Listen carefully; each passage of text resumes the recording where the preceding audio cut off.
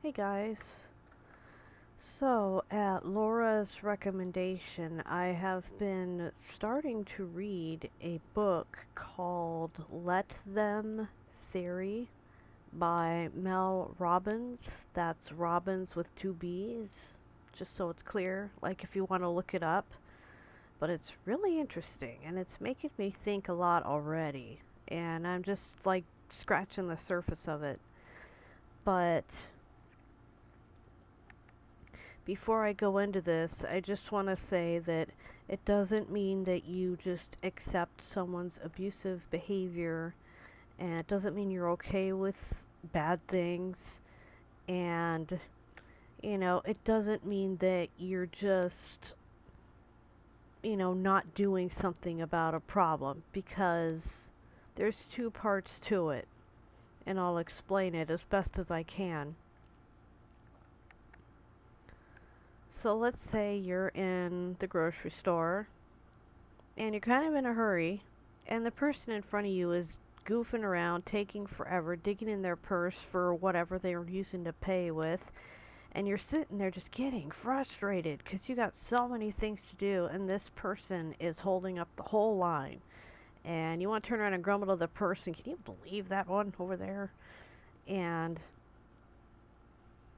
there's another way to deal with that. It's like they don't have their card ready or their money ready, so let them. You're online and some douchebag keeps spamming you with horrible comments. Let them. You're walking down the street at Pride and some bigot starts calling you queer slurs. Like the F slur, the D slur. Or they talk about how they're gonna hurt you in some way. Let them. Now, that's part one. Part two is let me. Let them and let me. It gives you a moment of pause because normally our animal brain, our lizard brain kicks in. That's the amygdala, and we get that fear response. We get that stress, that rage, that frustration that comes up, and oh my God. So let them. You can't control what other people do, so let them. Now, in the grocery store, let that person dig in their purse or whatever, trying to find their money. And let yourself take a deep breath and acknowledge, okay, sometimes things happen. And like, how many times have you been the one where your card or whatever has fallen down to the bottom of like your wallet or your pocket or your purse or whatever, and you thought it was right at the top, but no, you gotta pull everything out to find it. Like, that happens to everybody. And the person that's trying to find their stuff, excuse me, is having their own bad day, I bet. They could be having kids at home and they don't have money and they're worried they don't have anything in the bank. So just let them take their time and find their money and pay and get out. And let yourself acknowledge that you're annoyed, but it can happen to anybody. Okay, you got the troll leaving the ridiculous comments on like your photos or something. Maybe it's Facebook, Instagram or something, and they're calling you ugly. Let them.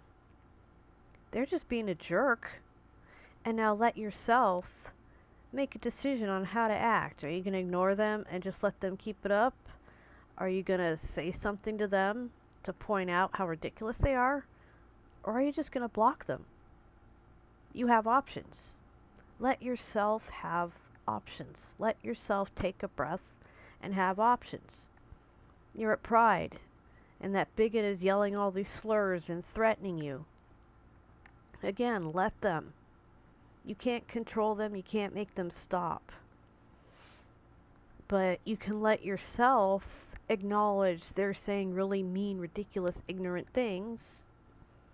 And then you can look around and find some friends or find a crowd of people and get in with the people where you feel a bit safer, because if you're alone, this person might do something, but if you're with people, they might walk away because there's witnesses, and they want to do something bad on the sly, not when everybody can see them.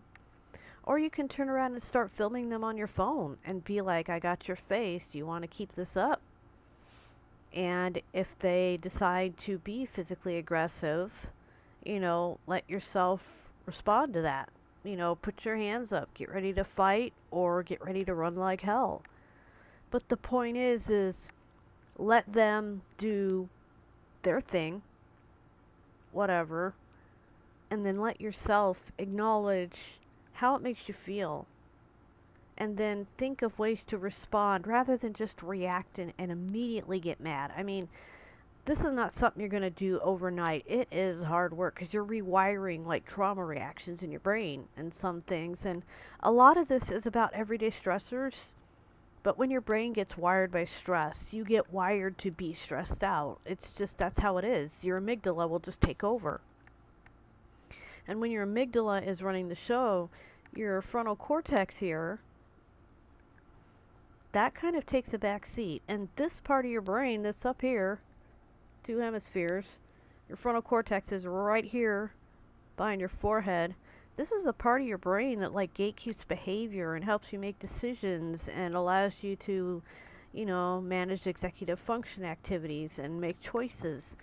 And when that part of the brain gets shut down by stress, you're running on fear. You're running on anger and all these upset emotions. So when you take that moment to take that breath,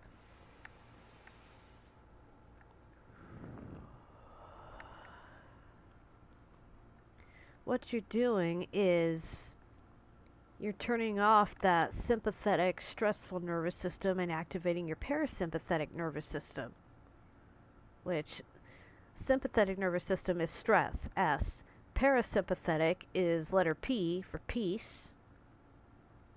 So, if you think of it that way, the deep breath, that tells your brain that you're in a safe place. You can take in oxygen and think, because when you get stressed, you don't really breathe properly. And your brain gets deoxygenated and it's harder to make decisions. It's harder to think, and you just go, go, go, go, go. And you're mad and you're frustrated. And if you've got other issues going on, like chronic pain, that can already shorten a fuse that's already short. And so by let them and let me, that's not saying you accept abuse, but they're going to be abusive, but that's not your fault. Let them spew their hateful nonsense and let yourself acknowledge that it's their problem. Let yourself take a breath and to tell yourself it's not about me, it's about them and whatever is bothering them, and they're taking it out on me. And I don't have to take that in. You can just be like, okay, you're upset, I'll come back later, and walk away. Now, if it's a physically abusive or sexually abusive situation, obviously that may just incite them further. And so you got to do whatever keeps you safe. So if it means you get out of there, if you run away, if you go take a walk and let them rant at the wall, do that. Obviously keep yourself safe. But if it's a situation where someone's just being really crabby and you want to protect your peace, just be like, okay, you're upset, and walk away. Let them be upset and let yourself have peace. Now, like I said, this is brain rewiring. You're not going to just do it. It takes work, but I've been practicing it all day today. At the grocery store, we kept running into the same person blocking the aisle, and I was just like, let them block the aisle and let me be calm about it. And meanwhile, my mom was just like, oh, come on. I'm like, Mom, let them. And she just looked at me like, what the hell are you talking about? And I'm just going to keep repeating that phrase to her. Let them. Let him. Let her. Let that.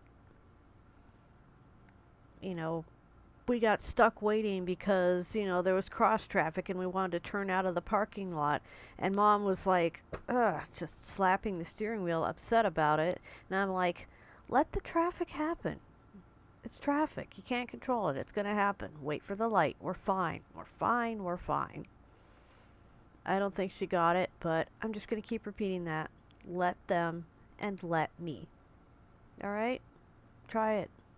And look up the book if you want. It's pretty good.